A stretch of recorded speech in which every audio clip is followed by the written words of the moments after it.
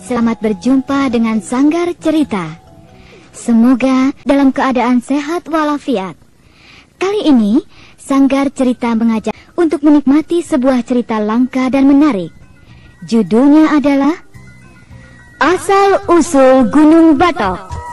Roro anteng gundah hatinya, Joko seger menasehatinya, minta kepada sang dewata agar lalu dari derita. Bim salabim bah kedabra, bim salabim bah kedabra, perampok sakti membuat lautan dalam waktu hanya semalam. Dung dung tak, bunyi lesung bertalu-talu, kokok ayam bersahutan memecah keheningan malam. Perampok sakti kesal dan marah, usahanya sia-sia belaka, dilemparkannya tempurung kelapa, Gunung Batok telah tercipta.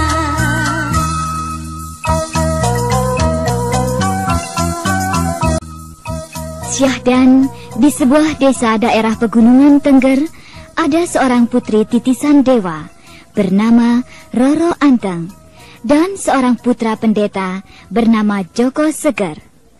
Kedua insan itu berjanji sehidup semati dalam menempuh kehidupan di dunia ini. Roro Anteng seorang putri yang cantik dan menawan, baik hatinya maupun perilakunya. Oleh karena itu, banyak orang ingin mempersuntingnya. Inilah yang membuat hati Roro Anteng gundah gulana. Lebih-lebih, ada seorang perampok sakti yang ingin mempersuntingnya.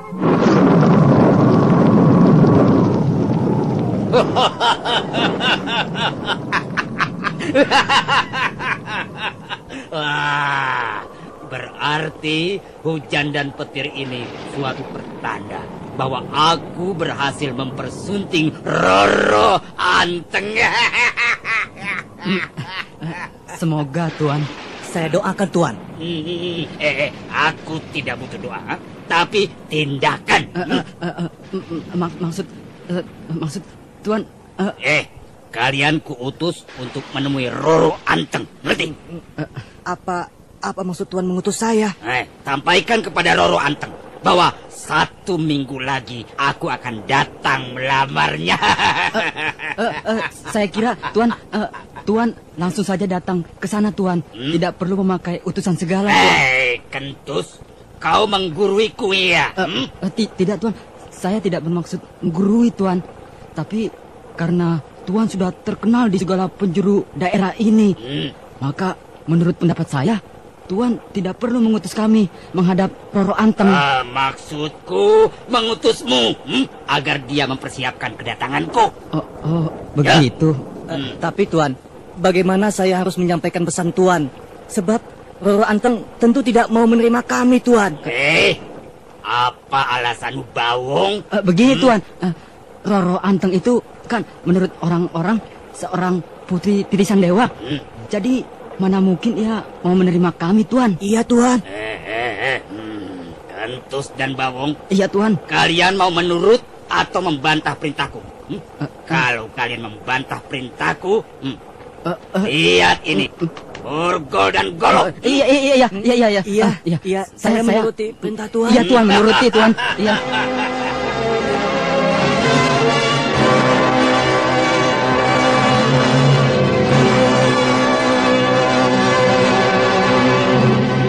Rupanya Kentus dan Bawong utusan perampok sakti itu sudah tahu bahwa kalau menghadap titisan dewa itu, hati harus bersih.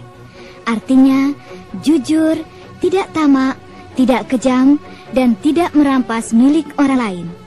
Padahal, mereka itu kawanan perampok. Nah, lalu bagaimana sikap Roro Anteng setelah menerima kedua utusan perampok sakti itu?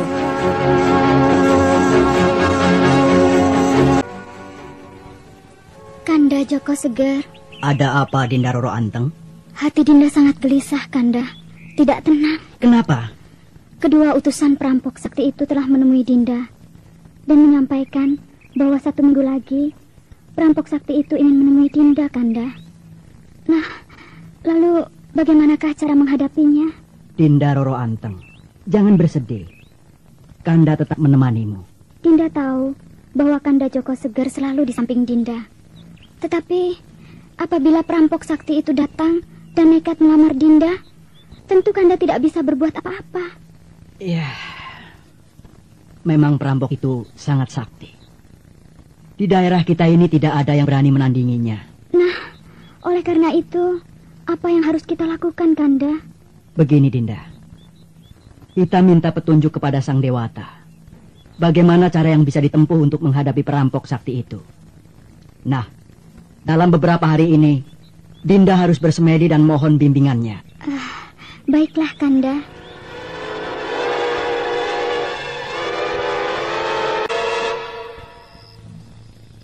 Roro Anteng, Roro Anteng. Hah? Siapa kau? Akulah Sang Dewata yang melindungimu. Sang Dewata? Aku tahu apa yang sedang kau alami, yaitu dalam menghadapi perampok sakti itu. Ya, bagaimana Sang Dewata? Begini, Roro Anteng. Sikap tamak, loba, kejam, bengis serta serakah akan kalah bila dihadapi dengan sikap yang didasarkan atas cinta kasih. Jadi saya menghadapi perampok sakti itu dengan sikap cinta kasih. Ya. Tapi perampok sakti itu nekat dan dia pasti menggunakan cara apapun untuk menaklukkan hamba Sang Dewata.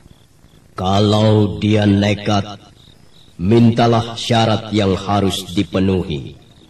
Dan kau tinggal pilih syarat mana yang akan kau berikan kepadanya. Baiklah Sang Dewata. Roro Anteng berpikir serius tentang syarat apa yang akan diajukan kepada perampok sakti.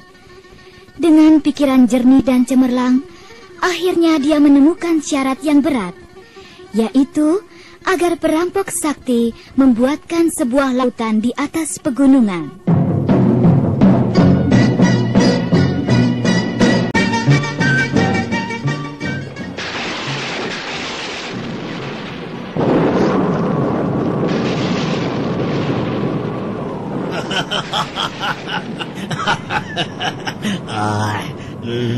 Aku datang.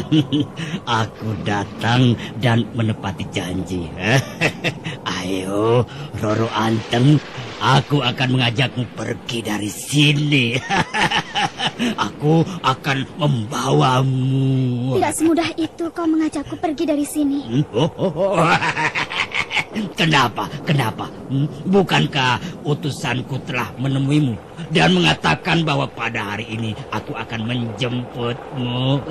Memang utusanmu telah menemuiku dan menyampaikan apa maksud dan tujuannya. Tapi tidak semudah itu kau mengajakku pergi dari sini. Masih mau menawar-nawar lagi? Iya, aku sudah memberi waktu 1 minggu agar kau bisa mempersiapkan diri agar jika aku datang, jadi bisa langsung meninggalkan tempat ini. Ya, tapi aku mengajukan syarat. Dan apabila kau bisa memenuhi syarat yang kuajukan, maka seketika itu aku menuruti kemauanmu. Apa syaratnya? Katakanlah. Aku akan memenuhinya. Betapapun, memindahkan gunung atau membuat sungai, aku akan memenuhi syarat yang kau ajukan itu. Baiklah, syarat itu adalah buatkanlah sebuah lautan di pegunungan ini. Betapa ringan syarat yang kau ajukan. Aku menyanggupinya. Nanti dulu. Apa? Aku belum meneruskan syarat yang harus kau penuhi. Apa coba? Sebuah lautan di pegunungan itu hendaknya kau kerjakan dalam waktu semalam.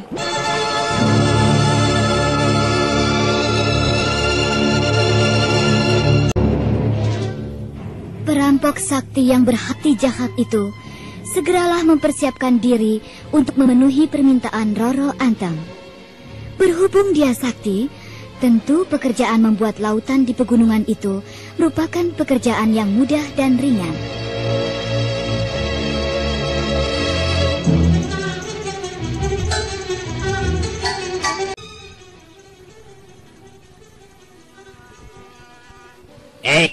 Bawung dan Kentut. Iya. Ada apa, Tuan? Iya, ada apa, Tuan? Tuan memanggil kami. Ada apa? Hari ini kalian kuberi tugas. Tugas apa, Tuan? Carikan alat untuk menggali dan mengangkut tanah. Alat untuk menggali dan mengangkut tanah, Tuan? Iya. Apakah di daerah kita ini ada alat semacam itu, Tuan? Benar, Tuan. Paling-paling dari kayu atau batu. Iya, dan kayu atau batu itu saya kira tidak bisa untuk menggali dan mengangkut tanah, Tuan. Kalian mau melaksanakan perintahku atau membantah perintahku? Iya. Saya mau melaksanakan perintah Tuan. Iya, Tuan. Iya. Betapapun alat tersebut sulit mencarinya, iya, saya akan melaksanakan perintah Tuan. Bagus. Maka segera laksanakan perintahku itu. Cepat!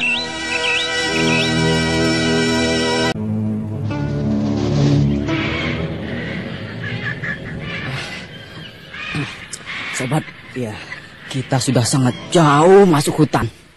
Lama-kelamaan kita bisa tersesat, tidak bisa kembali.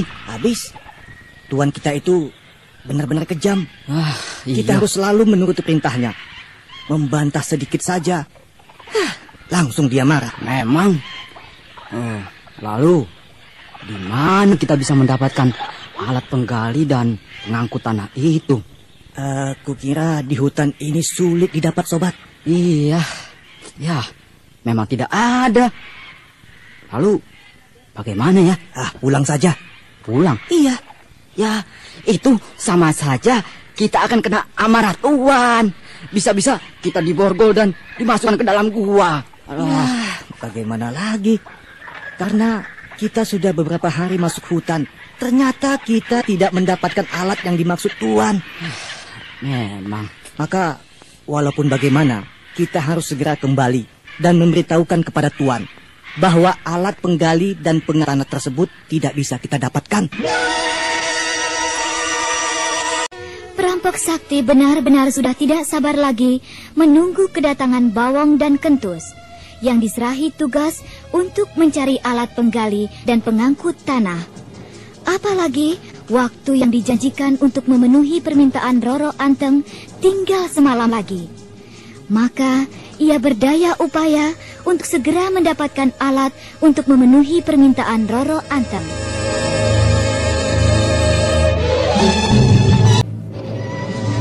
Buset! Bawung dan Kentus itu memang manusia tidak becus. Diserahi tugas malah main-main. Kalau mereka itu berada di hadapanku, akan kucampakkan.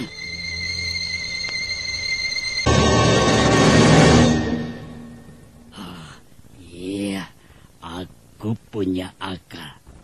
Dengan kesaktian yang kumiliki, tempurung kelapa yang sudah dipergunakan untuk gayung ini akan kupergunakan untuk menggali dan melempar tanah yang akan kujadikan lautan sesuai permintaan Roro Anteng.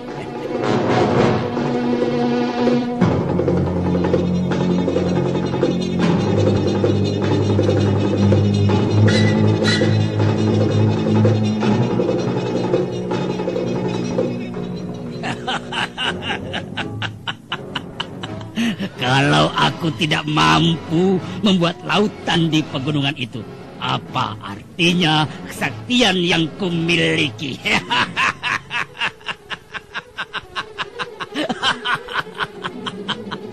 Iya, dengan tempurung ini aku akan berangkat menuju ke tempat yang akan kusulap menjadi lautan.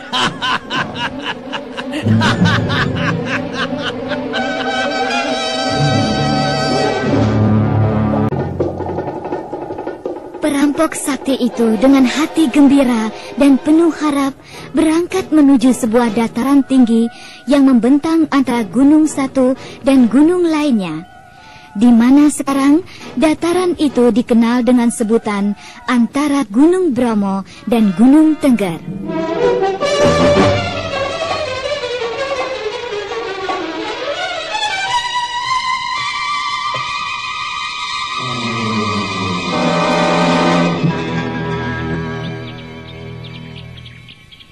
Malam nanti, perampok sakti itu akan melaksanakan syarat yang kuminta, Kanda Joko Seger. Ya, mohonlah kepada Sang Dewata agar kau bisa mengalahkan keserakahan perampok sakti itu. Iya, Kanda. Nah, untuk itu bersemedilah agar hatimu tabah dan tawakal. Dan setelah bersemedi beberapa jam, kau lihat pekerjaan perampok sakti itu. Apakah dia bisa menyelesaikan buat lautan di atas pegunungan itu atau ia gagal? Memang, sebelum fajar di ufuk timur, aku harus melihat apa yang terjadi dengan perampok sakti itu. Hei, bintang-bintang di langit, semua hewan di daratan, saksikanlah apa yang kulakukan pada malam hari ini. Aku akan membuat lautan luas di atas pegunungan ini.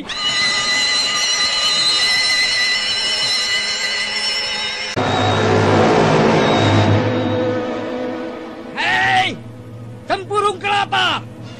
Kau bukan hanya sekedar tempurung kelapa, tetapi kaulah pembantuku yang setia dalam membuat lautan ini. Dengan kesaktianku Mandraguna, aku akan menyihir tempurung kelapa ini menjadi tempurung raksasa.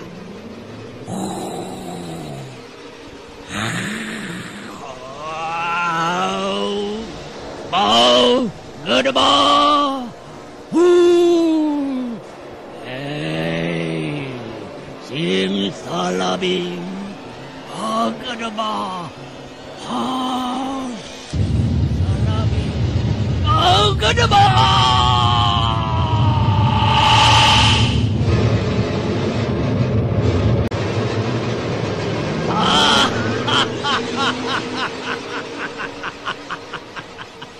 Dengan tempurung raksasa ini, lautan di pegunungan ini akan terwujud dalam sekejap.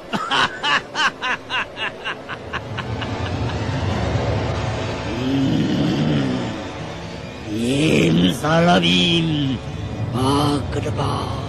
Bim salabim, gedeba. Bim salabim, gedeba.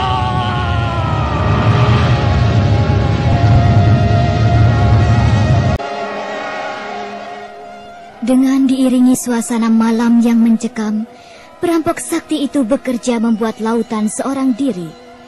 Rupanya, kalau bukan seorang sakti dan kuat, mustahil ia bisa mengerjakan lautan tersebut. Dengan alat tempurung itu, ia menggali terus dan membuang tanah galian ke kiri dan ke kanannya. Pada pertengahan malam, dataran tinggi yang membentang di hadapannya tinggal sedikit yang harus digalinya. Maka, ia dengan semangat menggebu-gebu dan pemusatan seluruh tenaga dan kesaktiannya, tanpa henti-hentinya menggali dan menggali tanah itu terus-terusan.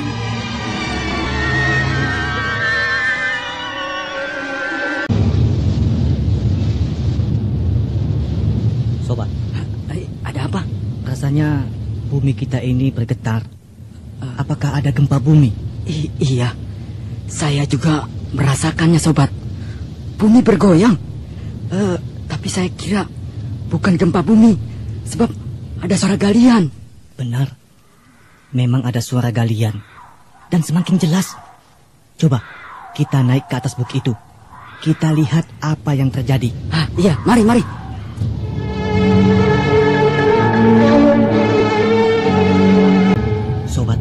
Iya, lihat. Di sana ada seseorang yang bersenjatakan tempurung raksasa menggali tanah. Hah? Orang atau setan? Aku kira orang. Coba panggil. Hei! Kau orang atau setan? Loh, kok tidak menyaut? Iya. Dia malah kerja terus. Kalau begitu, biarkan saja. Kita lihat apa yang terjadi besok pagi. Loh, apa yang harus kulakukan? Lautan yang dikerjakan oleh perampok sakti itu hampir selesai. Padahal masih tengah malam. Wah, kalau aku tidak berupaya, pasti celaka. Aku harus segera membunyikan lesung. Bunyi lesung itu bertalu-talu. Suaranya memecahkan keheningan malam.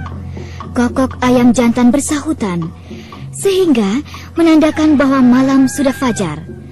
Nah, lalu apa yang terjadi dari alami perampok sakti?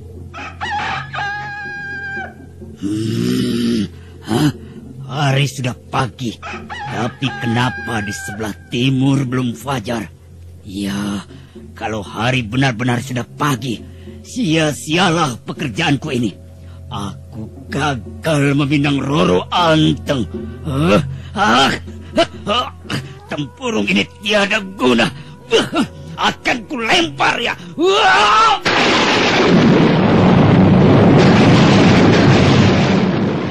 Benar-benar aneh bin ajaib.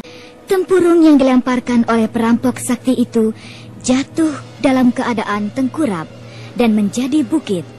Lama-kelamaan membesar, akhirnya menjadi sebuah gunung. Karena bentuknya menyerupai tempurung, maka orang menyebutnya Gunung Tempurung atau Gunung Batok. Sedangkan lautan yang gagal dibuat oleh perampok sakti tersebut disebut Lautan Pasir atau Segoro Weti. Selamat